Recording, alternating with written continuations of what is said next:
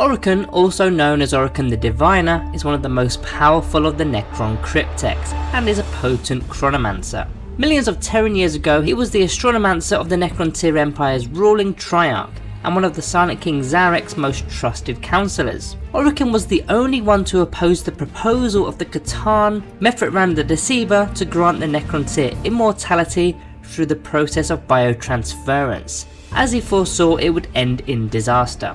But his lone voice of dissent was ignored by the Triarch. Many Necron overlords would dearly like to see Orikan punished for his quiet insolence. However, not only is such a course of action impolitic, the benefits of being able to call upon Orikan's skills greatly outweigh any offence caused by his manner. It is also almost entirely impossible. Orikan knows the plans of his rivals and enemies long before they even do, and it's child's play for him to exploit such schemes to his personal advantage, an alteration that most often than not involves a fatal outcome for the original plotter.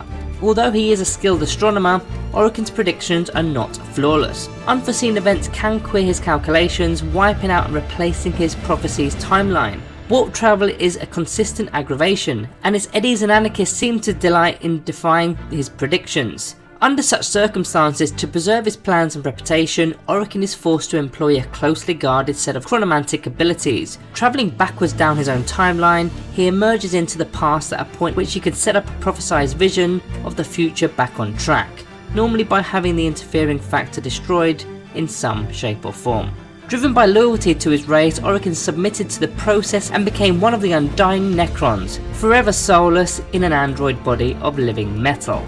Despite the loss of his soul, the biotransference procedure had an unexpected bonus for Orikan, as his already considerable powers only expanded after he was freed from the limitations of fallible flesh. In the 41st millennium, Orikan's mastery over the flow of time is such that he can actually walk back into the past in limited manner, just enough to ensure his predictions never go awry.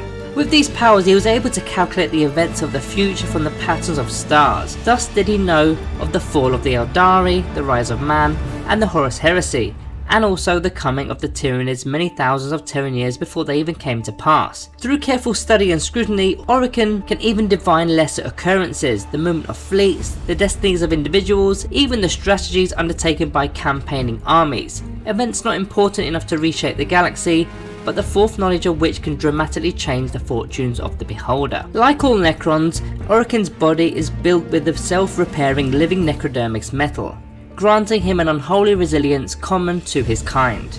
He also carries a defensive phase shifter. This device uses a form of unknown interdimensional science, rendering its bearer's form as hazy and indistinct, as though they were not completely corporeal. Shots and blows can then pass through the user's mechanical necrodermis body, meaning that even the most powerful weapons cannot harm them.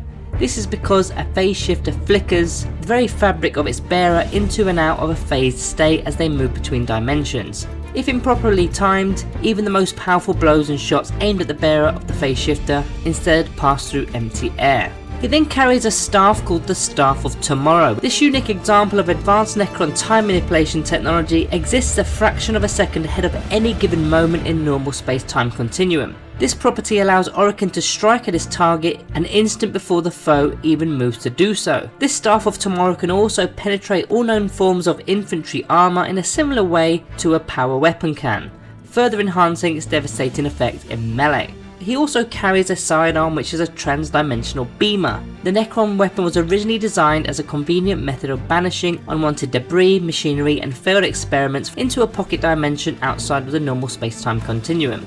However, a trans-dimensional beamer can be used just as easily to exile and banish foes to a long and horrifying death from starvation in that same extra-dimensional space. Even when Orikan's ships seem to be down, there is always a chance that the stars are right and they're relying to restore Orikan's portion of ancient power.